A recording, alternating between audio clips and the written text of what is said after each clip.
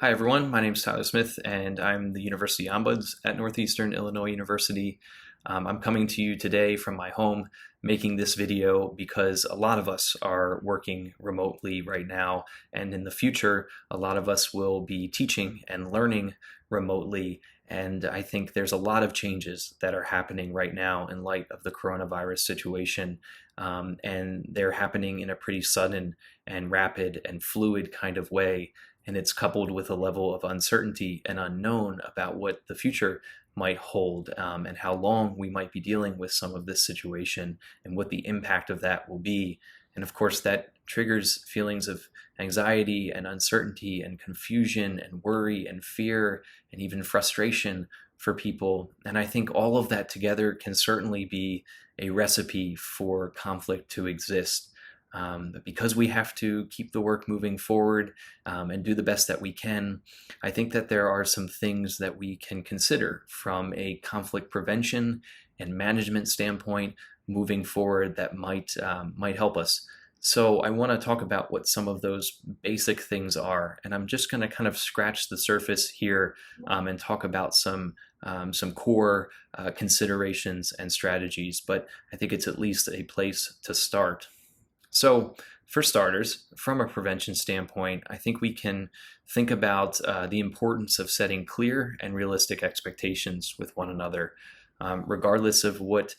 setting we're in, whether it's the classroom or the office. I think to the extent that we can be clear with each other, our colleagues, our peers, our employees, our supervisors about what our expectations are of each other moving forward through some of these changes and adjustments, in terms of what people should be doing and how they should be doing it and why they should be doing it, is really important. And I think we can be realistic in our expectations, by being flexible and willing to adjust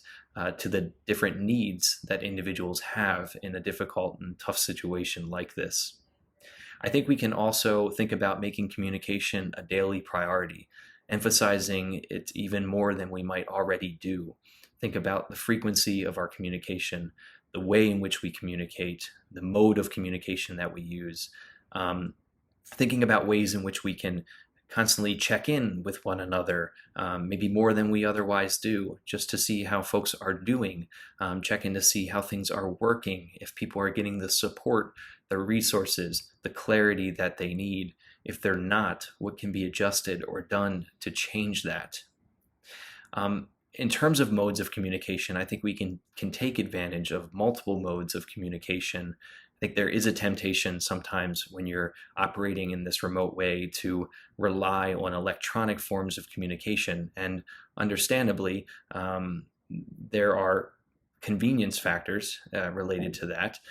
But at the same time, there are limitations and challenges to electronic forms of communication. For instance, we certainly miss the opportunity to read body language and to hear tone and volume and pace in the messages that people send and the emotions that are behind them. And when we lack all of that, we certainly leave open opportunities for misunderstanding and misinterpretation, and that can go a long way for escalating and fueling conflict. And so I think we should think about times where we can instead pick up the phone and take advantage of the opportunity to hear someone, or go ahead and schedule some sort of video conferencing so that we can not just hear them but also see them, and take advantage of the important aspects of communication and the social cues that come along with that. I think about sometimes the 3 email rule, meaning if you cannot get something addressed or resolved by 3 back and forth through email, then it might be the time to go ahead and pick up the phone. I think we can constantly be looking out for early signs of conflict and unease. There's certainly a lot going on for all of us right now, and a number of adjustments that we're having to make. And it might be frustrating and challenging at times, and I think we can be paying attention to the communication of others, and paying attention to when we're sensing that frustration or that confusion or that irritation or whatever it might be, and really just come to that from a place of curiosity and try to understand what's going on, what's that about, how can we address that, how can we support things moving forward in a different way. And we can look at conflict as really an opportunity to identify what's not working well, There's a lot of things that are going to be happening, and some we're going to get right and it's going to be fine, and then other things we're going to learn that we need to change and make adjustments, and maybe what we thought was going to happen or what should happen from the beginning isn't necessarily the case. But if conflicts come up as a result of that, it can really be an opportunity to figure out what's happening and why it's happening, and how do we make adjustments to change that, which is different from figuring out just whose fault it is or who's to blame.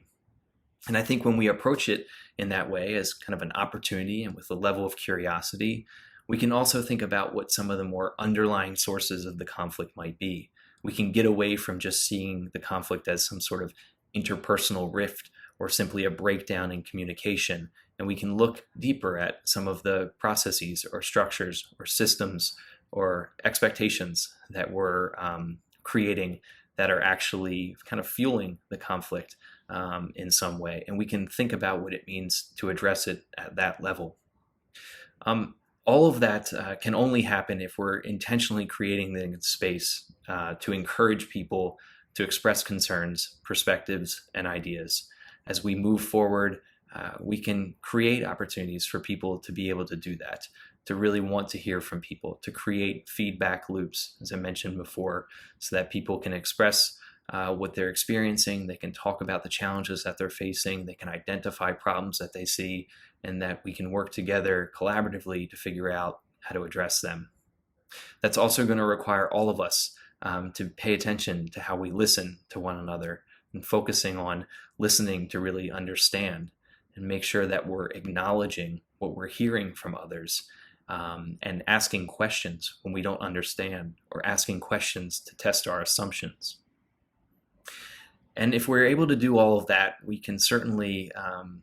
be able to move forward and focus on collaborative problem solving,